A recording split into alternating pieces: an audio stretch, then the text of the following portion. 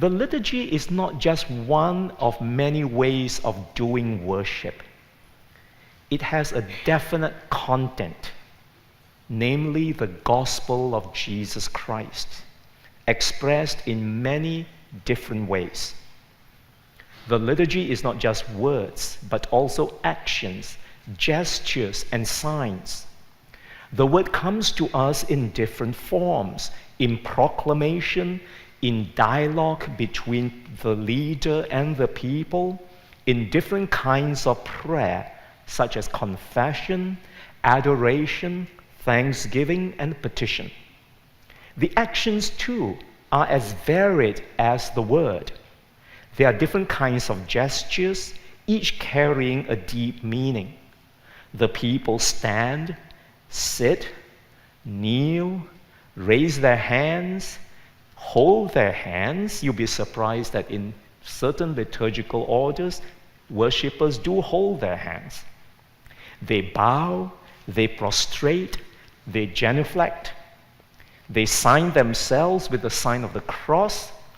Some worshippers participate in processional and recessional. The words and actions are not random, not done at the spur of the moment, but are carefully crafted and follow a certain order.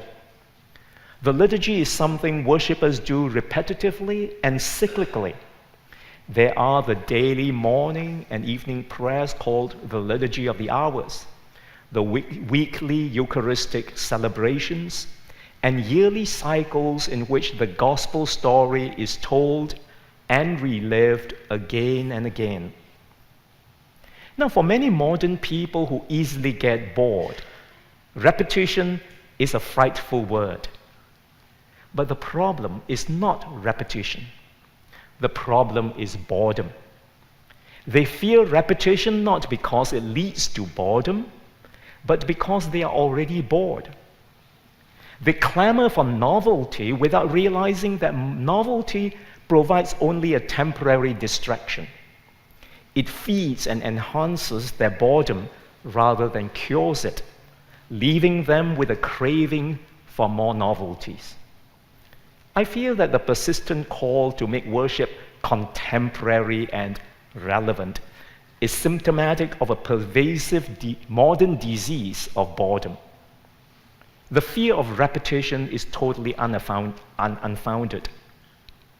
If we are going to be proficient in anything, repetition is in fact quite necessary.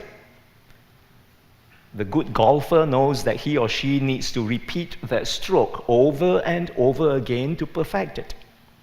The good musician needs to run her fingers through the keyboard over and over again. Nothing is achieved without repetition.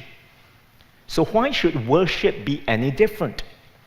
Repetition forms habits.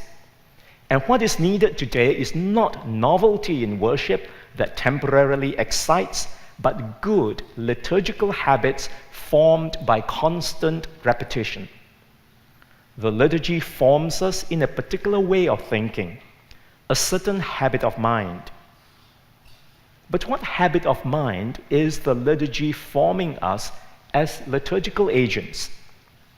If, as we learned from yesterday's scripture passage, thanksgiving is the defining characteristic of the Christian, it is in liturgy that we are being formed into thankful people.